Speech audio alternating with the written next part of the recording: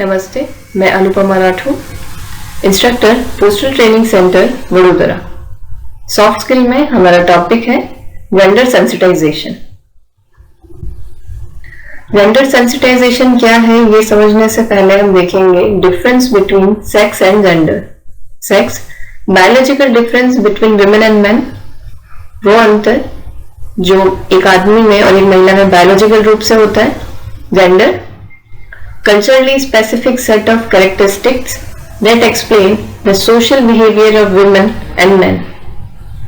सांस्कृतिक रूप से विशिष्ट विशेषताओं का सेट जो महिलाओं और पुरुषों के सामाजिक व्यवहार की व्याख्या करता है वो कहलाता है जेंडर।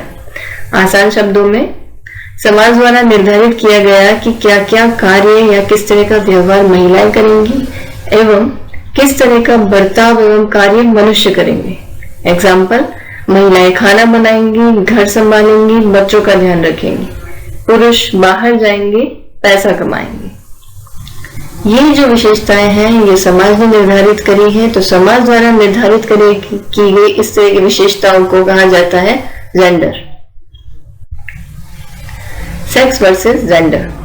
सेक्स जो है बायोलॉजिकल होता है, बॉर्न विथ, हम इसी के साथ पैदा होते हैं, कैन नॉट बी चेंज्ड, क्या नहीं बदला जा सकता। Only women can give birth, only main can supply sperm. यहीं पे जेंडर सोशली कंस्ट्रक्टेड यानी समाज द्वारा बनाया जाता है या निर्धारित किया जाता है। नॉट बॉर्न विथ, हम इसके साथ पैदा नहीं होते, ये स्टैंडर्ड्स हमें बाद में दिए जाते हैं। Can be change, yes definitely it can be changed. Examples, women can do the same job as man, औरतें वो सभी काम कर सकती हैं जो आदमी कर सकते हैं। Men can take care of children, पुरुष भी बच्चों का ध्यान रख सकते हैं, घर संभाल सकते हैं। इस तरह के एग्जाम्पल है जिसे हम चेंज कर सकते हैं, ये कहलाया gender. Now what is gender sensitisation? क्या है gender sensitisation? Modification of behaviour by raising awareness of gender equality concerns. Gender equality जैसे इश्यूज के बारे में अवेयरनेस बढ़ाकर व्यवहार में बदलाव लाना। Changing behavior and instilling empathy into the views that we hold about our own and the other sex.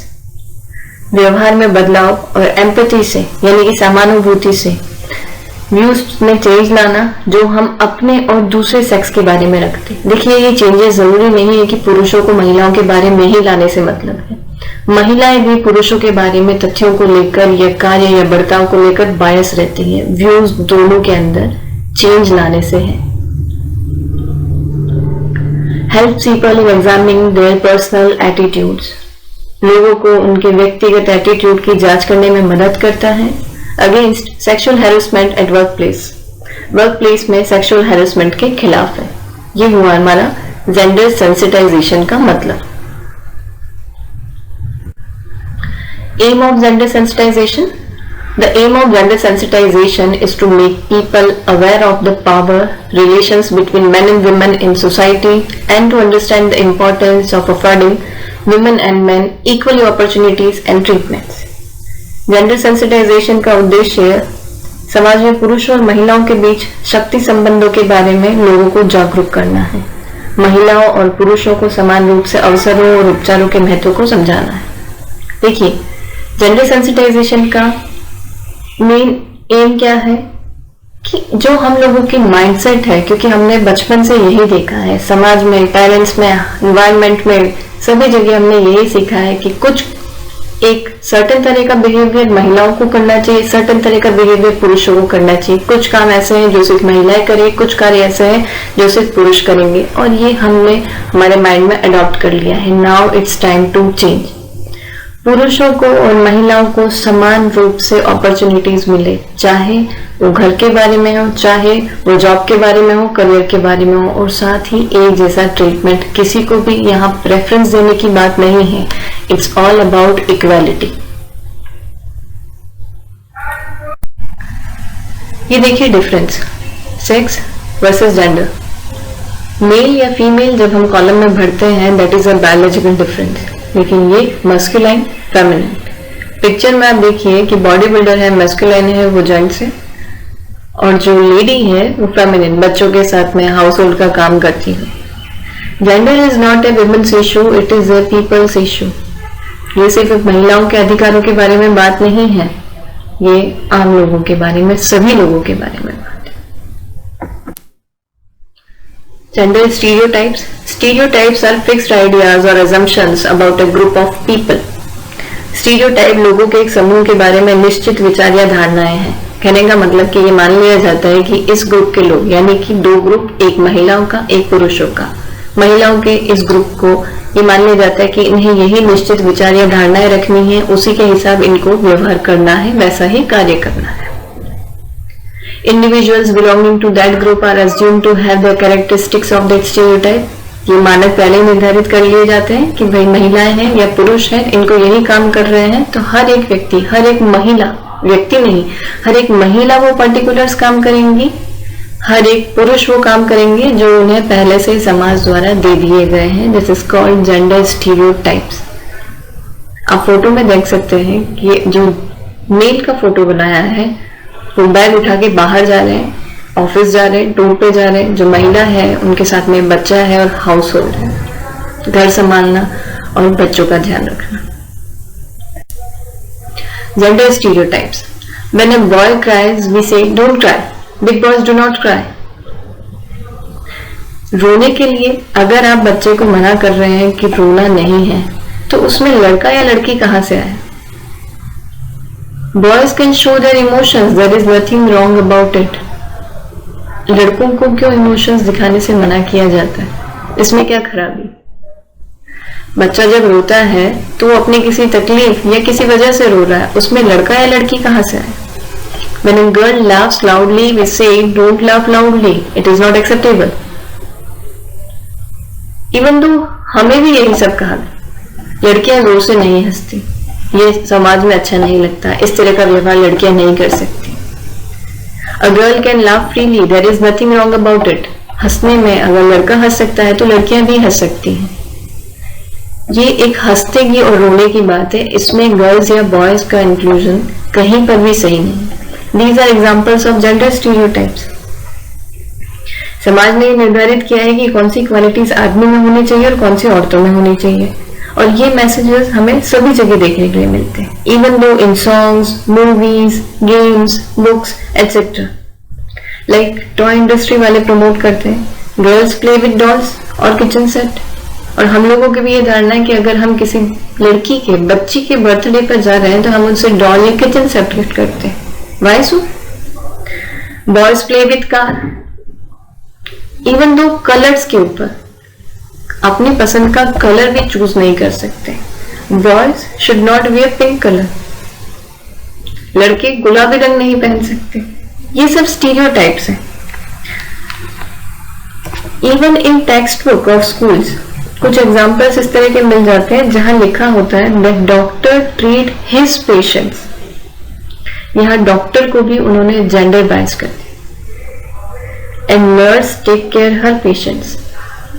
क्या ये जरूरी है कि डॉक्टर के बारे में जब किसी को बताया जाए, उसकी इमेज बनाई जाए, तो वो जेंट से बताया जाए? ये नर्स बताई जाए तो क्या वो लेडी ही बताई जाए? क्या आपने कभी एग्जाम्पल देखा है कि नर्स की ड्रेस में किसी आदमी को दिखाया गया हो? नर्स की ड्रेस में औरत ही दिखाई जाती है। ये स्टीरियोटाइप्स है।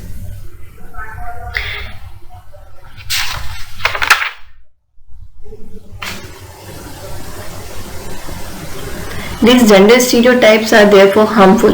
They are not only harmful for girls but also for boys. Stereotype gender bias. It is the undue pressure on boys and girls to live up the establishment norms of masculinity and femininity. यह लड़कों और लड़कियों पर अनुचित दबाव है कि वे पुरुषत्व और अस्तित्व के स्थापित मानदंडों पर खरे उतरे। Girls endure unwanted social control, discrimination and domination. लड़कियों को अनुचित सामाजिक नियंत्रण, भेदभाव और वर्चस्व का सहना पड़ता है। Boys discourage from being emotional, gentle और fearful thrust in a world of macho protesters, warriors, breadwinners. ये जो जमाना है जिसमें कहा जाता है कि लड़के जो है वो माचो होते हैं, प्रोटेक्टर्स होते हैं, वैरियर्स हैं, पैसा कमा कर लाते हैं, ऐसे में अगर इमोशनल या सभ्य व्यवहार करते हैं तो वो नहीं कर सकते क्योंकि उनसे एक्सपेक्ट ही नहीं किया जाता। He can't be emotional, he can't be gentle, लड़कों को डर नहीं लग सकता।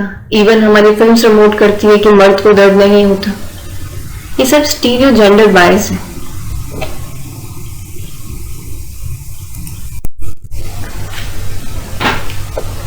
What we can do to combat stereotypes? Stereotypes से मुकाबला करने के लिए हम क्या कर सकते हैं? Identify the biases based on gender, sexuality, age and race you hold. Admit that you have those biases. Keep those biases in mind and take steps to correct them. पहचानिए कि क्या आपके अंदर भी जेंडर, सेक्सुअलिटी, एज या race को लेकर कोई biases यानी पक्षपात है। यदि है, उन्हें पहचानें, एडमिट करें, उन्हें माइंड में रखें और उन्हें सुधार के लिए उन पर काम करें। Expose yourself to different experiences, raise awareness of biases. Stereotype को बदलने के लिए firstly we have to change our attitude. जब कभी आपको दूसरों में बायस दिखाई दे तब उनसे भी बात करें, तभी अवेयरनेस फैलेगी। महिलाएं, do not play women card, do not demand for respect, be confident and proud for womanhood. Root cause of gender stereotype is patriarchal mindset. Yes, we can see time has changed. Like child birth ratio, यानी कि बच्चियों की जो उम्र का जन्म का जो रेशियो है, that has increased. Literacy rate in women has increased. Government ने महिला विकास और जेंडर इनइक्वालिटी खत्म करने के लिए बहुत सी योजनाएं बनाई हैं, जैसे बेटी बचाओ बेटी पढ़ाओ, स्वदर गृह योजना, उज्ज्वला, राष्ट्रीय महिला कोष, वर्किंग वुमेन हॉस्टल आदि। एनसीईआरटी और सीबीएसई ने अपने स्कूल सिलेबस में जेंडर सेंसिटाइजेशन इशू को शामिल किया, लेकिन अभी भी वह बदलाव समाज में नहीं आया है जो आना चाहिए। आज भी समाज में जेंडर डिस्क्रिमिनेशन जैसे भ्रूण हत्या और वर्क प्लेस पर सेक्सुअल हैरेसमेंट जैसी समस्याएं हैं। What is sexual harassment? Denial, violation of the fundamental right of a woman to equality and to live her life with dignity as guaranteed under Article 15, 16 and 21 of the Constitution. संविधान के अनुच्छेद 15, 16 और 21 के तहत प्राप्त महिलाओं के समानता और सम्मान के साथ जीवन जीने के मौलिक अधिकारों का उल्लंघन या हनन सेक्सुअल हैरेसमेंट की कैटेगरी में आता है। लीगल कॉन्टेक्स्ट में संविधान के तहत हमें क्या अधिकार प्राप्त है? Article 14 to 18 right to equality, समानता का अधिकार। Article 19 to 22 right to freedom, स्वतंत्रता का अधिकार।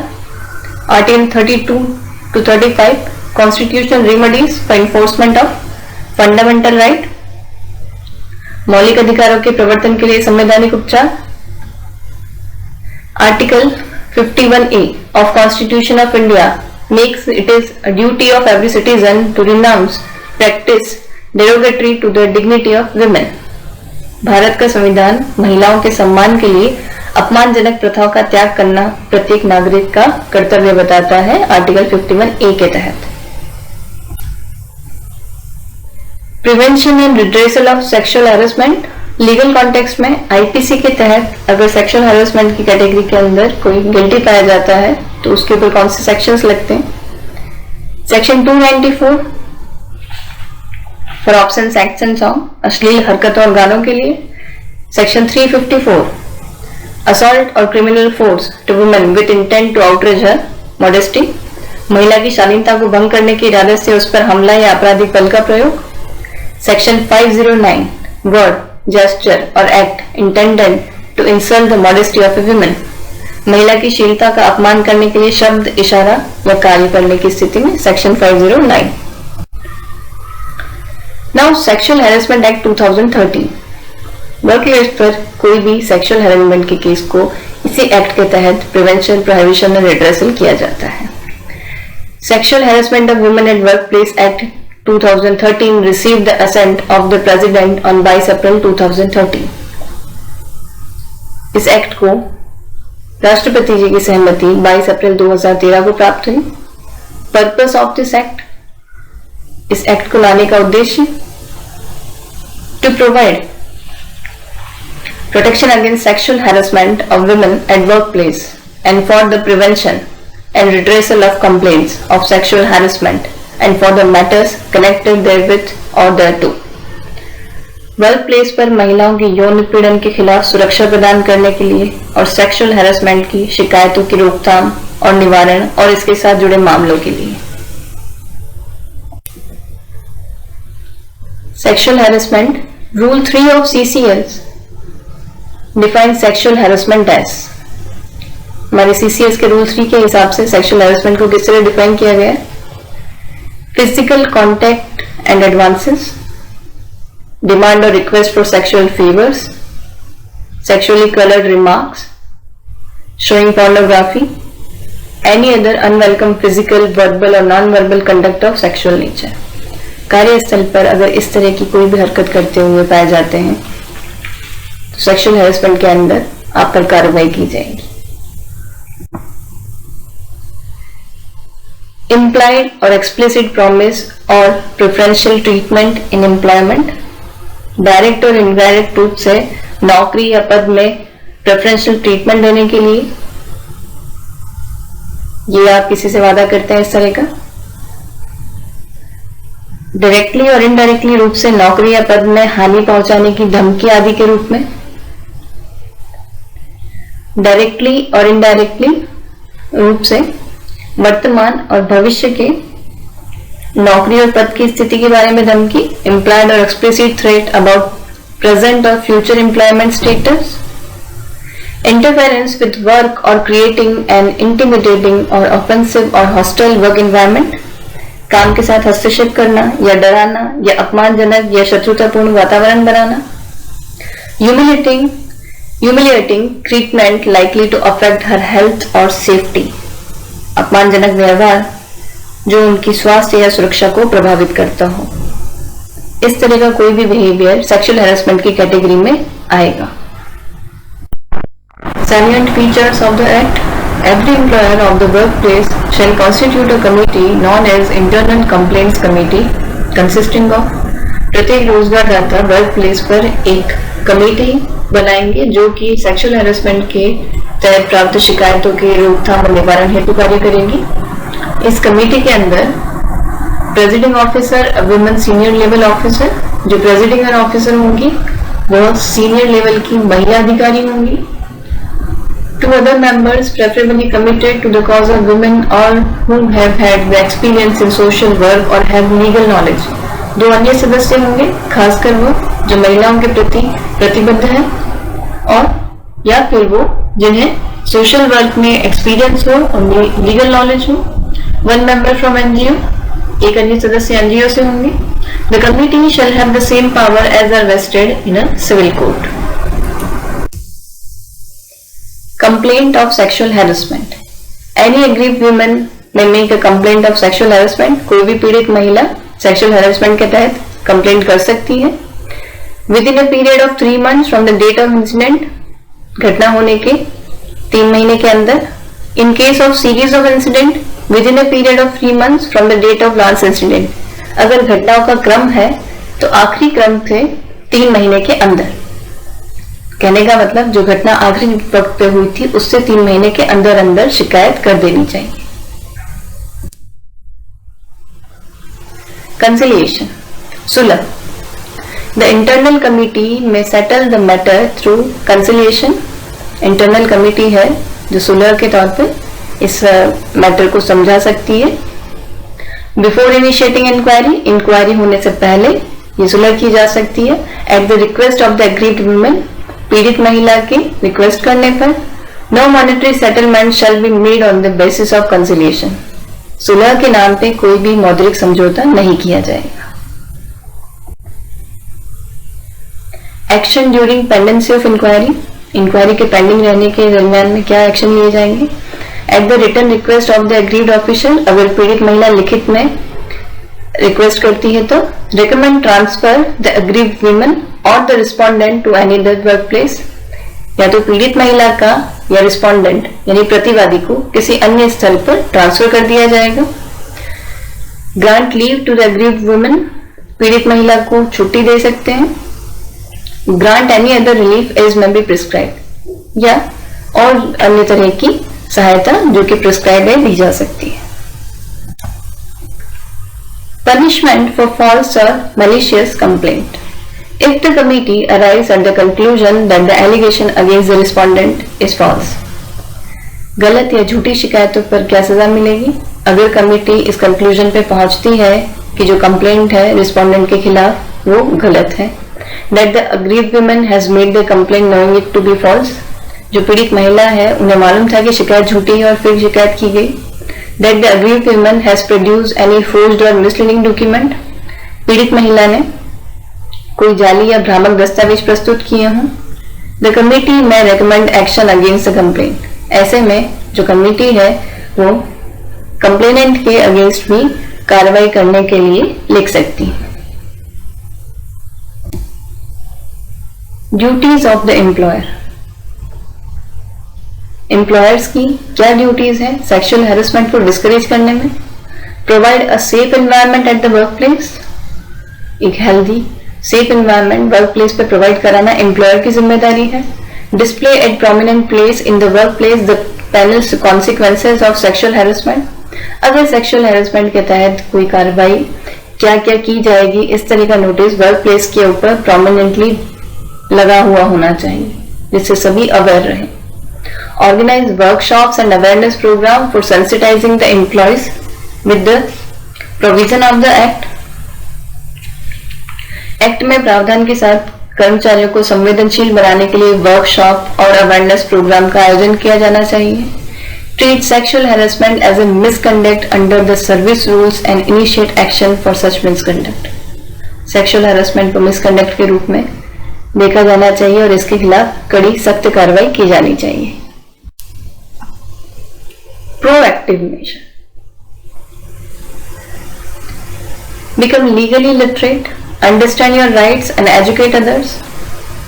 इस तरह की घटनाएं ना हो उसके पहले ही किस तरह के मेजर लिए जाने चाहिए?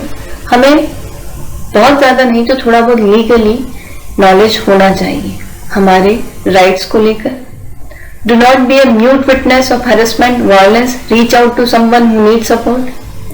अगर आपने ऐसा कुछ हैरेसमेंट होते हुए देखा है तो आप चुप मत रहिए, पीड़ित के पास जाइए, उसे आपकी सहायता की जरूरत होगी। Read, think, discuss about gender violence and sexual harassment. Sexual harassment जैसे सेंसिटिव मुद्दों को हमें पढ़ना चाहिए, इस बारे में सोचना चाहिए और डिस्कस करना चाहिए, तभी अवेयरनेस फैलेगी, तभी लोगों को पता चलेगा कि किस तरह का कृत्य सेक्सुअल हैरेसमेंट की कैटेगरी में आ सकता है और उनके खिलाफ क्या क्या कार्रवाई की जा सकती है। Participate in social initiative, forum discussion, workshop, etc. Assist your subordinates, colleagues in filling a complaint. अगर कोई पीड़ित महिला है जिसे शिकायत करने में मदद चाहिए, आप उन्हें मदद कर सकते हैं, उन्हें जागरूक कर सकते हैं। Do not view sexual harassment as personal injury or problem. Sexual harassment को आप व्यक्तिगत कोई समस्या मत समझिए।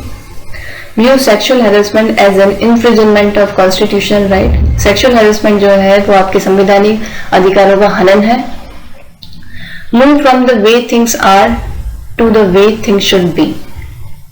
Sexual harassment के खिलाफ अपनी मानसिकता ये मत रखिए कि चीजें इसी तरह से होती हैं, बल्कि मानसिकता ये रखिए कि चीजें इस तरह से होनी चाहिए। Speak up against sexual harassment at workplace. Sexual harassment के खिलाफ अपनी आवाज उठाइए। Understand the importance of documentation. Documentation की अहमियत को समझिए। Understand that workplace sexual harassment demeans, intimidates, offends, excludes and limits women. Thank you.